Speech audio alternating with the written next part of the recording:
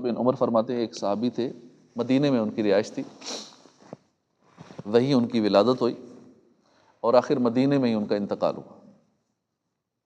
ان کا جنازہ تیار کیا گیا، پیارے آقا صلی اللہ علیہ وسلم نے نماز جنازہ پڑھائی۔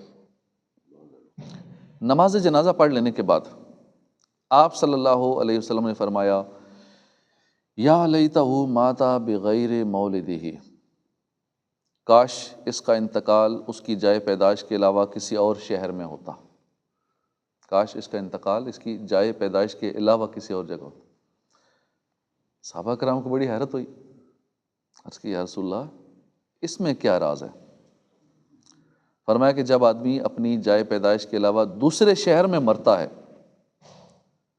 تو اس کے پیدا ہونے کی جگہ سے لے کر اس کے مرنے کی جگہ تک اس فاصلے کی پیمائش کی جاتی ہے، اس مرنے کے مقام تک زمین کی پیدائش کی جاتی ہے اور پھر اتنی پراپرٹی اس کو جنت میں عطا کی جاتی ہے۔ اپنے شہر سے جتنا دور مرے گا اتنی جگہ پیدا ہونے کی جگہ سے لے کر مرنے کی جگہ تک وہ ساری زمین کو ناپا جاتا ہے، پیمائش کی جاتی ہے، اتنی ہی جگہ، اب وہ 100 کنال بنتی ہے، 1000 کنال بنتی ہے، جتنے ایکڑ بنتی ہے، اتنی جگہ اس کو جنت میں اس کو الاٹ کر دی جاتی ہے۔ اب بندہ مومن کی بھی کیسی نرالی شان ہے۔ اب نہ پیدا ہونا ہمارے اختیار میں ہے کہ ہمارا دل تھا نہیں فلاں شہر میں پیدا ہوں، ہماری مرضی میں نہیں تھا نا، یہ تو اللہ کے اس میں تھا۔ نہ مرنا ہمارے اختیار میں تھا، دونوں حوالے سے ہم بے اختیار ہیں۔ پیدا ہونے کے حوالے سے بھی ہماری مرضی نہیں چلتی کہ ہم کس گھر میں پیدا ہوں، کس جگہ پیدا ہوں، کس شہر میں پیدا ہوں، مرنے میں بھی مرضی نہیں چلتی۔ لائی حیات آئے قضا لے چلی چلے، اپنی خواہش نہ آئے نہ اپنی خواہش چلے، نہ آئے دنیا میں اپنی مرضی سے نہ جائیں گے اپنی مرضی سے۔ ہم پیدا وہاں ہوتے ہیں جہاں اللہ چاہتا ہے، ہم مرتے وہاں ہیں جہاں اللہ چاہتا ہے، اور روح بھی اسی جگہ نکلتی ہے جہاں رب چاہتا ہے۔ لیکن چونکہ بندہ مومن ہے، اس کے دل میں ایمان کا نور موجود ہے، اس نے گلے میں غلامی رسول کا پٹا ڈالا ہوا ہے، لہٰذا اس کا غیر اختیاری کام بھی اللہ کے ہاں قبول ہے۔ ہم اپنے اختیار سے کچھ نہیں کر رہے نا، نہ پیدا ہو رہے نہ مر رہے ہیں، لیکن یہ غیر اختیاری کام ہے، اللہ اس کو بھی قبول کر لیتا ہے، اس پہ بھی اجر عطا فرماتا ہے۔ اور دوسری طرف جو غلام مصطفیٰ نہیں ہے، غیر مسلم ہے، اس کے ارادے اور اختیار سے کیے گئے اچھے کام بھی قبول نہیں کیے جاتے۔ غیر مسلم اربوں خربوں روپے لگا دے نیک کاموں پہ، ویلفیئر کے کاموں پہ، اختیاری طور پہ اچھے کام کرے، جان بوجھ کے اچھے کام کرے، اس کو پھر بھی کچھ نہیں اجر ملے گا۔ مسلمان غیر اختیاری بھی کر لے، اللہ اس کا بھی اجر عطا فرما دے۔ اعلیٰ حضرت لکھتے ہیں نا، مومن ان کا کیا ہوا اللہ اس کا ہو گیا۔ غلامی رسول کا پٹا کیا ڈالا گلے میں کہ اللہ اس کا ہو گیا، اور کافر ان سے کیا پھرا، اللہ اسے پھر گیا۔ وہ کہ اس در کا ہوا خلق خدا اس کی ہوئی، جو کہ اس در سے پھرا اللہ اسے پھر گیا۔ تو یہ وضاحت بھی سن لیں، حدیث پاک میں جو فرمایا نا جس سے ہو سکے وہ مدینے میں مرے، یہ ترغیب ہے، حدیث پاک ہے کہ جس سے ہو سکے وہ مدینے میں مرے، کیونکہ جو مدینے میں مرے گا میں اس کی شفاعت کروں گا۔ اس نیت سے بھی مدینے زیادہ حاضری کی کوشش کرنی چاہیے، بار بار جانا چاہیے کہ موت آئے تو وہیں آئے، سال میں ایک دفعہ تو ضروری کوشش کرنی چاہیے، ورنہ جتنا زیادہ ہو سکے تاکہ موت آئے تو مدینے میں آئے، کہیں ادھر نہ آ جائے۔ اور کئی ایسے بھی دیکھے ہیں پاکستانی وہاں کہ وہاں سے ادھر آتے ہی نہیں ہیں، کہ کہیں ایسا نہ ہو کہ ہم مدینے سے نکلیں تو موت نہ آ جائے، وہیں ہی رہتے۔ طیبہ میں مر کے ٹھنڈے چلے جاؤ آنکھیں بند، سیدھی سڑک یہ شہر شفاعت نگر کی ہے۔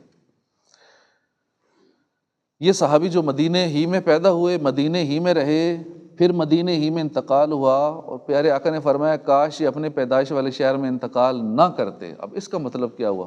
یہاں ذہن کنفیوز ہو جاتا ہے۔ ایک طرف حضور نے فرمایا کہ جس سے ہو سکے مدینے میں مرو، اور ادھر یہ بھی فرما رہے ہیں صحابی کی جنازہ پڑھا کے کہ یہ کاش یہ اپنے پیدائش والے شہر میں انتقال نہ کرتے۔ اب یہ بھی فرمایا، یہاں کنفلکٹ محسوس ہو رہا ہے۔ اس کا یہ مطلب نہیں ہے کہ کاش یہ مدینے میں نہ مرتے، اب ہر بات کو کوئی نیگیٹو لینا چاہے تو نیگیٹو لے جائے، پازیٹیو ذہن والا پازیٹیو لے جاتا ہے۔ یہ مطلب نہیں ہے کہ یہ مدینے میں نہ مرتے، بلکہ علماء کرام فرماتے ہیں اس فرمان مصطفیٰ کا معنی یہ ہے کہ کاش ان کی ولادت کسی اور شہر میں ہوئی ہوتی، وہ ثواب ان کو مل جاتا، وہ والا جو زیادہ فاصلے والا ہے۔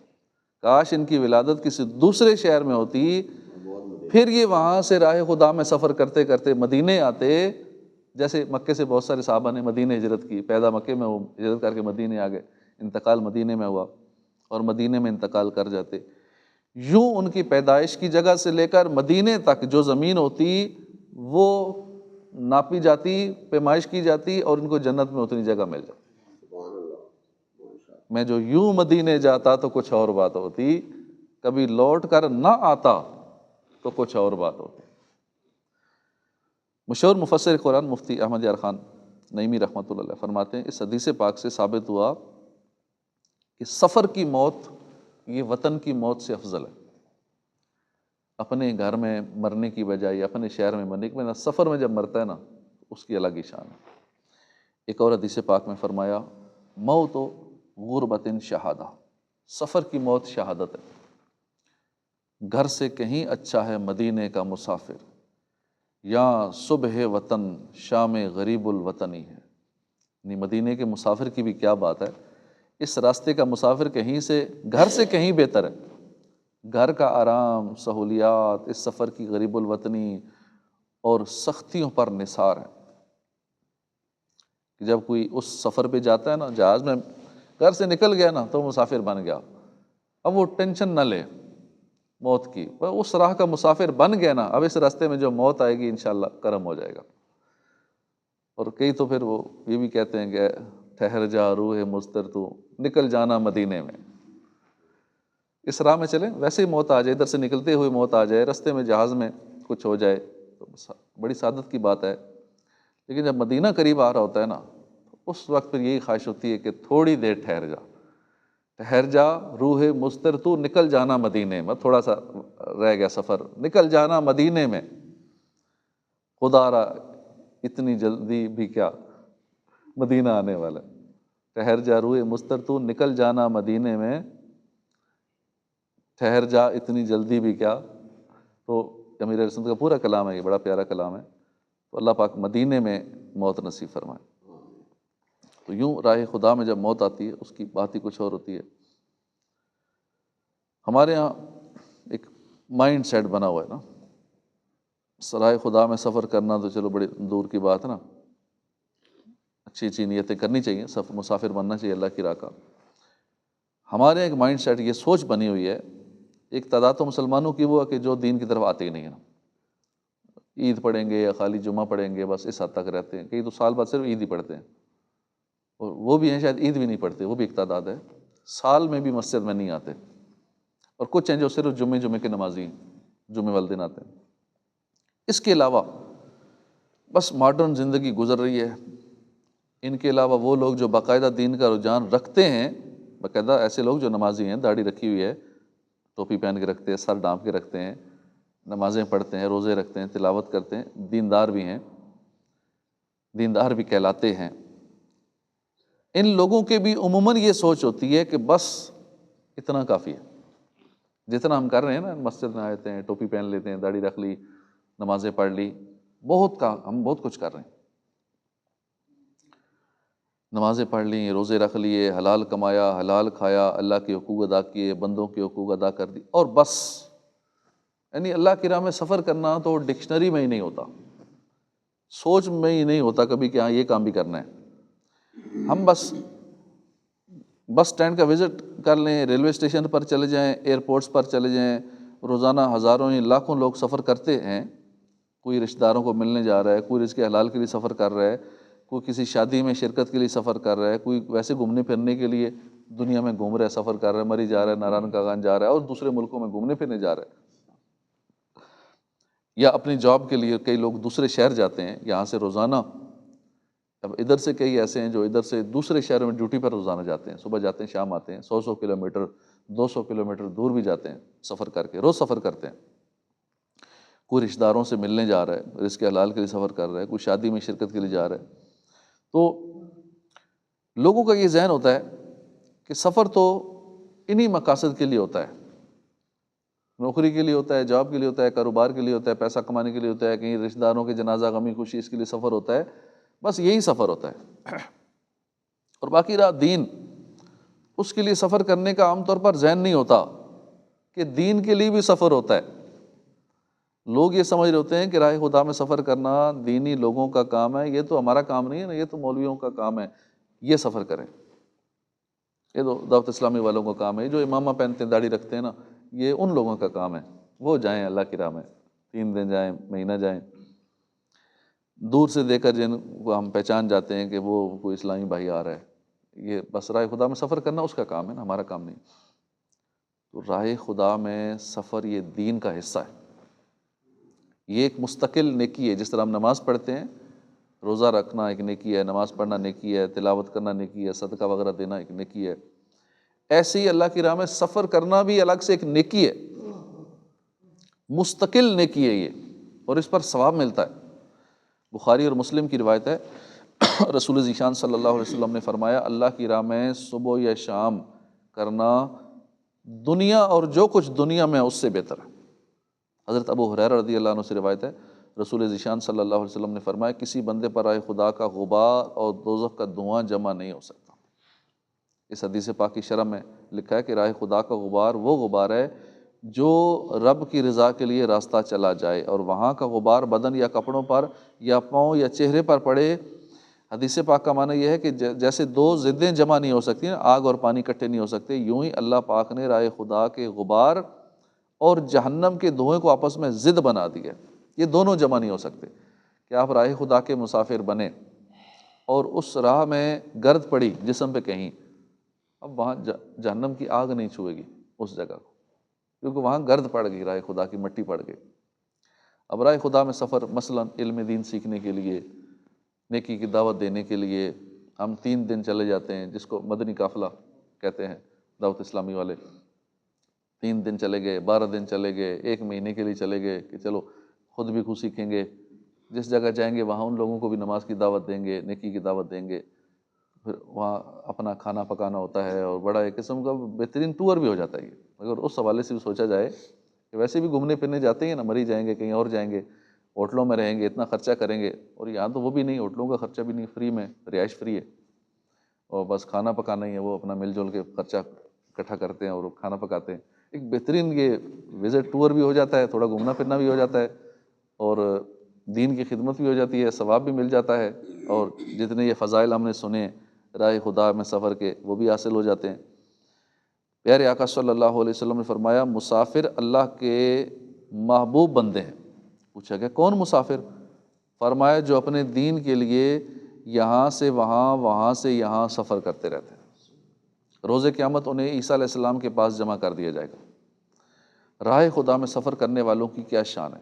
اللہ کے نبی عیسیٰ علیہ السلام کی یہ خصوصی شان ہے کہ آپ نے دنیا میں اپنا کوئی گھر بھی نہیں بنایا تھا۔ عیسیٰ علیہ السلام نے اپنا گھر نہیں بنایا تھا، ہمیشہ راہ خدا میں سفر کرتے رہتے تھے، لوگوں کو نیکی کی دعوت دیتے رہتے تھے۔ ایک مرتبہ کسی نے آپ سے پوچھا، اے اللہ کے نبی، آپ کا گھر کون سا ہے جہاں آپ زیادہ وقت گزارتے ہیں؟ فرمایا مسجد میرا گھر ہے، یعنی میں زیادہ وقت مسجد ہی میں گزارتا ہوں۔ چونکہ عیسیٰ علیہ السلام کی خصوصی شان ہے کہ آپ ہمیشہ راہ خدا میں سفر کرتے رہتے تھے، اس لیے فرمایا جو اپنے دین کی خاطر یہاں سے وہاں، وہاں سے یہاں سفر کرتے رہتے ہیں، روز قیامت انہیں اللہ کے نبی عیسیٰ علیہ السلام کا ساتھ نصیب ہوگا۔ کتنے خوش نصیب ہیں جو راہ خدا میں سفر کرتے ہیں۔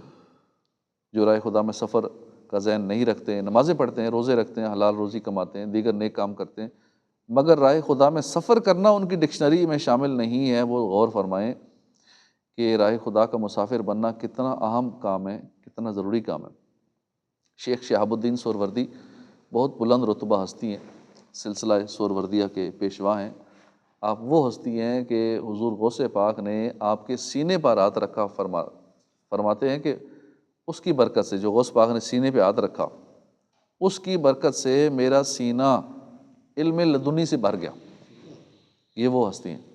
یہ فرماتے ہیں شیخ شہاب الدین سہروردی، فرماتے ہیں تہجد پڑھنے، روزے رکھنے اور نفل نمازیں پڑھنے کا دل پر جو اثر ہوتا ہے، راہ خدا میں سفر کرنے کا بھی یہی اثر ہوتا ہے۔ اب کتنا مشکل لگتا ہے ہمیں تہجد پڑھنا۔ تہجد پڑھنے کا، نمازیں پڑھنے کا اور روزے رکھنے کا جو دل پر اثر ہوتا ہے، وہی اثر اللہ کی راہ میں سفر کرنے والے کا ہوتا ہے۔ راہ خدا میں سفر کا بھی وہی اثر ہوتا ہے۔ کتنی عظیم بات ہے۔ تہجد پڑھنے سے کیا ہوتا ہے؟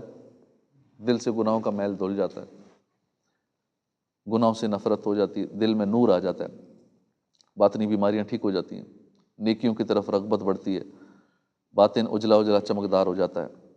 اور صوفیاء کرام کے ہاں یہ بات بھی طے ہے کہ تہجد کی نماز اور نفل روزے یہ بڑی تیزی کے ساتھ دل کی صفائی کرتے ہیں۔ تہجد کی نماز اور نفلی روزے دل کی صفائی بڑی تیزی سے کرتے ہیں۔ اور شیخ شہاب الدین سہروردی فرما رہے ہیں دل کو پاک، صاف، اجلا اجلا چمکدار بنانے میں جو تاثیر تہجد میں ہے، جو تاثیر نفلی روزوں میں ہے، جو تاثیر نفل نمازوں میں ہے، وہی تاثیر راہ خدا کا مسافر بننے میں۔ یعنی جتنی تیزی کے ساتھ تہجد کی برکت سے دل صاف ہوتا ہے، اتنی ہی تیزی کے ساتھ راہ خدا کا مسافر بننے سے بھی دل صاف ہو جاتا ہے۔ شیخ شہاب الدین سہروردی مزید فرماتے ہیں جس طرح دباغت یعنی چمڑے کو نمک لگانے اور اسے پکانے اور صاف کرنے سے چمڑا نرم اور ملائم ہو جاتا ہے، اس چمڑے کی بدبو بھی ختم ہو جاتی ہے، پاک صاف ہو جاتا ہے، ایسے ہی راہ خدا میں سفر کی برکت سے نفس امارہ یہ نرم ہو جاتا ہے، پاک صاف ہو جاتا ہے، خوشبودار ہو جاتا ہے۔ یہ نفس امارہ یہ برائیاں کرانے والا نفس ہے جو برائیوں پر ابھارتا ہے، اس کی سرکشی ختم ہو جاتی ہے، یوں یہ برائیوں پر ابھارنے والا نہیں رہتا بلکہ نور ایمانی سے روشن ہو کر نیک کاموں کا عادی بن جاتا ہے۔ مزید فرماتے جو مرید راہ خدا میں سفر پر ہمیشگی اختیار کرتا ہے، یعنی بار بار خود راہ خدا میں سفر کرتا ہی رہتا ہے، وہ اپنے نفس امارہ کو جلدی سدھار لیتا ہے، اس کے برے اخلاق اچھے ہو جاتے ہیں، اس کو صدق اور اخلاص نصیب ہو جاتا ہے، اس کی باطن کی گندگیاں اچھائیوں میں بدل جاتی ہیں، اسے استقامت نصیب ہوتی ہے۔ راہ خدا میں سفر کا ایک عظیم فائدہ یہ ہے کہ اس کی برکت سے خود پسندی تکبر کی کاٹ ہو جاتی ہے، آدمی کے اپنے عیب اس پر ظاہر ہو جاتے ہیں، پھر آدمی ان کے علاج میں لگ جاتا ہے۔ حدیث پاک میں ہے کہ جب اللہ پاک کسی بندے سے بلائی کا ارادہ فرماتا ہے تو اس میں 3 خصلتیں پیدا فرما دیتا ہے، ان میں سے ایک یہ ہے کہ اس کے عیب اس پر ظاہر فرما دیتا ہے۔ تو پتہ چلا راہ خدا میں سفر کی سعادت مل جانا بلائیوں کے دروازے کھل جانے کی نشانی ہے۔ کتنے فائدے ہیں۔ ہم یہ کہہ سکتے ہیں کہ راہ خدا میں سفر ایک پوری ریاضت ہے، اپنا باطن پاک کرنے کا کامیاب ترین علاج ہے، لہٰذا ہمیں چاہیے کہ گھر نہ بیٹھے رہیں۔ عموماً بس روٹین کی زندگی چل رہی ہوتی ہے، گھر سے دکان، گھر سے کاروبار، گھر سے دفتر، گھر سے اپنا جہاں بھی ہم جاب کرتے ہیں، کاروبار کرتے ہیں، اپنے ہی شہر محلے میں ہیں، باہر ہی نکل ہی نہیں رہے۔ دین کا کام ایسے نہیں ہوتا، باطن کی صفائی ایسے نصیب نہیں ہوتی۔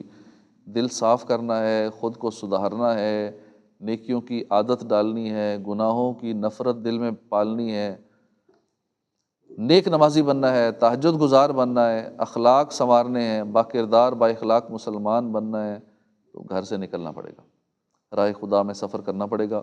حضرت بشر حافی فرمایا کرتے تھے اے قاریو، اے حق کے طلبگارو، سفر کرو تم پاک ہو جاؤ گے۔ تو سفر کرتے رہنا چاہیے۔ ایک مرتبہ امیر اہل سنت کی خدمت میں سوال ہوا کہ آپ کیوں اتنا کہتے ہیں مدنی قافلوں میں جاؤ، قافلوں میں جاؤ، سفر کرو، ہر وقت بس یہی رٹ لگی رہتی ہے، قافلے میں چلو، قافلے میں چلو، اس میں کیا راز ہے؟ امیر اہل سنت نے اس کے جواب میں بڑی حکمت بری بات کی، فرمایا پانی جب ایک جگہ کھڑا رہتا ہے نا تو گندا ہو جاتا ہے، پانی چلتا رہتا ہے تو پاک صاف رہتا ہے۔ تو جب ہم ایک ہی جگہ پڑے رہتے ہیں نا، روٹین کی زندگی چل رہی ہوتی ہے، گھر سے دکان، گھر سے دفتر، گھر سے کاروبار، بس ایک روٹین میں، وہی روز کی روٹین ہے، تو اس کی وجہ سے بہت ساری باطنی بیماریاں جنم لے لیتی ہیں۔ مدنی قافلوں میں سفر کا اس لیے کہا جاتا ہے کہ حرکت کرتے رہیں، کم از کم مہینے میں 3 دن چلے جائیں، 3 دن قافلے میں اللہ کی راہ میں سفر کر لیں، تو ہوا بدلتی رہے گی، رائے خدا میں سفر کی برکت سے باطنی بیماریوں کا علاج ہوتا رہے گا، ہم اندر سے پاک صاف ہو جائیں گے انشاءاللہ، اور با کردار مسلمان بن جائیں گے۔ تو یہ ایک روٹین رکھنی چاہیے، چلو مہینے میں 3 دن ہی صحیح وقت نکال کے تھوڑا بندہ گھوم پھر آئے، دوسرے لفظوں میں یوں کہہ لیں، تھوڑا کہیں وزٹ ہو جائے۔ تو لوگ ویسے جاتے ہیں گھومنے پھرنے، ہم ثواب کی نیت سے کبھی چلے جائیں، کبھی ایسا پلان کر لیں، تو اللہ توفیق نصیب فرمائے، آمین بجاہ النبی الامین صلی اللہ علیہ وسلم۔